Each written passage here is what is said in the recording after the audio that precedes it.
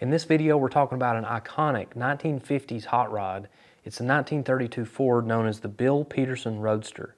Now, this car had a lot of really neat tricks and modifications that basically set the standard for everything we know about hot rods today. This car already had a couple of modifications. I'm not sure if those were for racing or otherwise, but they did a lot to kind of cover up those modifications. So the frame horns were cut when Bill found the car, and Westcott's built a custom rolled rear pan to kind of streamline the rear end, bobbed the fenders a little bit to match the roll pan, fabricated front and rear bumpers out of round tubing and then had those chrome plated.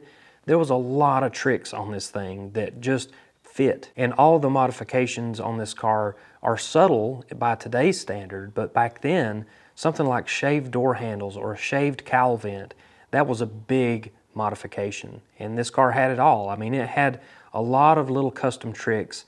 It didn't have a convertible top ever. You know, it was a true roadster, no side windows, just a windshield. It had full fenders, and they brought the stance way down on this car. And then, of course, on the outside, they ended up doing Festival Red as the paint color. And then inside is a really cool 50s style interior that was done by Chuck Blanchard using off-white vinyl with red piping. And then you got Stuart Warner gauges. You've got all the classic stuff as far as speed equipment under the hood. It had aluminum heads. It had all the trick components under the hood that you could imagine. And it was based off of a 1952 Mercury engine. Now, this car had a set of US Royal wide whitewall tires on it with 1956 Dodge Lancer hubcaps.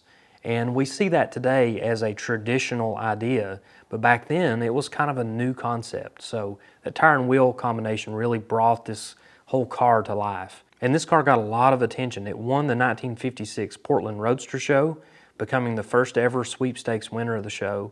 And then that led to an article in the September 1957 issue of Hot Rod magazine.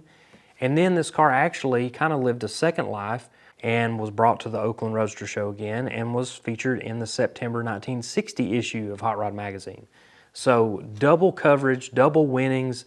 I mean, this car lived a nice long life. And during recent years, this car has been restored completely by Dale Withers, and he put it back exactly like it was back in the day. And since the car's restoration was complete, it has changed hands multiple times through the years. So it is now living in Rhode Island, and I had the chance to see this car up close and personal at the Chattanooga Motorcar Festival. Now, this is a very high-end event that has a little bit of everything, a lot of sports cars and race cars and classic cars, and they actually have a segment for hot rods at the Concours d'Elegance on Sunday, and this car was there, and I enjoyed being able to make a few laps around it and just learn a little bit more about this car, and then, of course, go home and research all the details. So I enjoyed seeing it up close. I hope you enjoyed following along with the history of it. Thank you for watching.